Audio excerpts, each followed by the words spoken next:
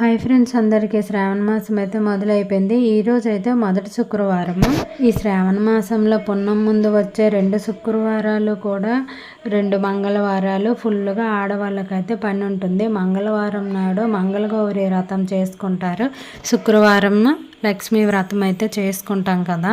ఇంకా ఈ వ్రతంకి కావలసిన సామాగ్రి అన్నీ కూడా ఏదో ఒకటి మర్చిపోవడం తెచ్చుకోవడం ఇది హడావిడి అయితే ఉంటుంది. మిగతా 2 వారాలు కూడా మామూలుగానే ఉంటాయి.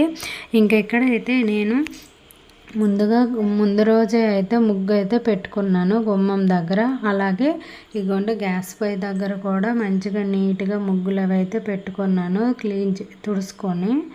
ఇంకా అలాగే దేవుడి సామాన్లు కూడా అలాగే ముందు రోజే తోమైతే పెట్టుకున్నాను. అలా చేసుకోవడం వల్ల నెక్స్ట్ రోజు మనకి పూజ చేసుకోవడానికి హడావిడి పడకుండా మామూలుగా చేసుకోవచ్చు, అంటే తాపీగా చేసుకోవచ్చు అన్నమాట. ఇంకా ఉదయాన్నే లేచి గుమ్మం దగ్గర పూజ చేసుకొని ఇంకా నిత్య పూజ చేసుకుంటాం కదా, అలాగే నిత్య పూజ కూడా చేసుకున్న తర్వాత పీఠకం వేసి కలిసి పెట్టుకొని అయితే అమ్మవారిని ఆహ్వానించుకొని ఇంకా అమ్మవారి పూజ అయితే చేసుకున్నాను.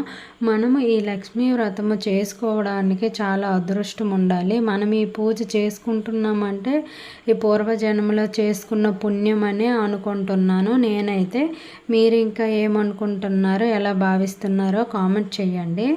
ఇంక ఈరోజు అయితే అమ్మవారికి ఎంతో ఇష్టమైన నైవేద్యం పరమాన్నం చేసి అయితే పెట్టాను. నాకు కలిగా అంతట్లో ఇంకా పూజ అయితే చేసుకున్నాను. అష్టోత్తరాలు అవి చదువుకొని ఇంకా హారతి ఇచ్చేసి ధూపాలన్నీ వేసేసి పూజ అయితే ముగించుకున్నాను. ఈ వీడియో నచ్చితే లైక్ చేయండి, సబ్స్క్రైబ్ చేసుకోండి. Thank you for watching.